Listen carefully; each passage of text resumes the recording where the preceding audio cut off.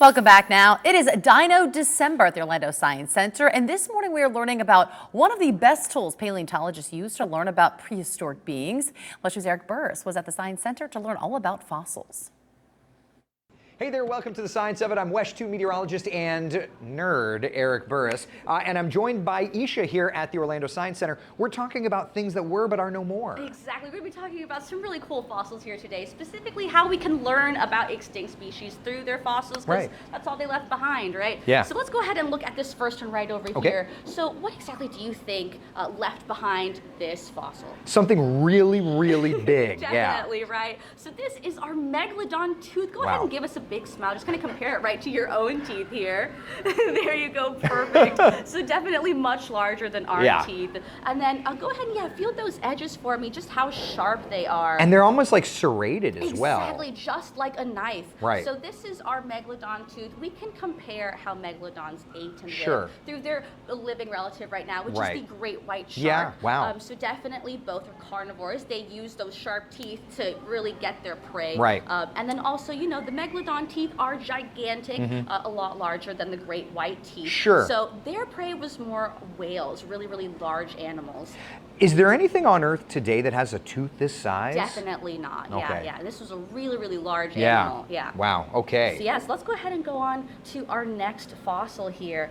What exactly do you think this one is? It's a little bit complicated. The head looks like it could be a Tyrannosaurus Rex. I mean, it does, but I'm sure that that's not the case. It's like the size of a dog, you know? Yeah, size of a dog. I like that guess. This is called an Oreodont, not made out of Oreos, unfortunately. But the closest living relative of the Oreodont is actually a camel. Oh. I know, it doesn't really look like a camel, but actually when it was walking around the Earth, it looked like a mix between a hog and a deer. And that makes a camel? I know, it's kind of silly how that works, right?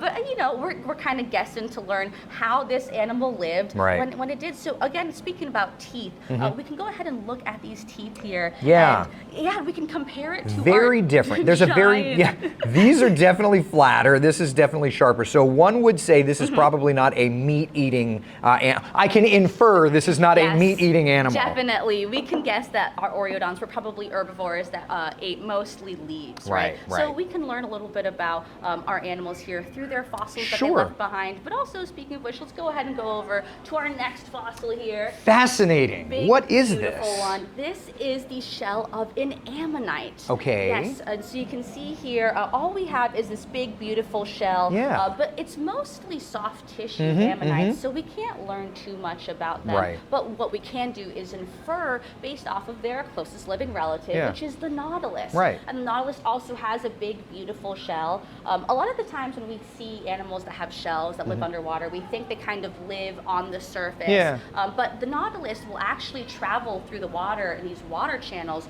so we can infer that our ammonites here probably did the same thing. So we can learn through all three of our friends here. They're no longer with us, but we can kind of guess how they lived. And that's what paleontology and especially science is all about, constantly learning through the new facts we're getting. And with every new discovery, there's new information. If people want to learn more, December happens to be a special month here at the Orlando Science Center. Exactly. It is Dino December here at the Orlando Science Center. So if you want to learn more about dinosaurs or fossils, feel free to come on by and we will be glad to talk about it all with you. Love it. Thank you so much for joining us, and thank you for hanging out for the Science of It.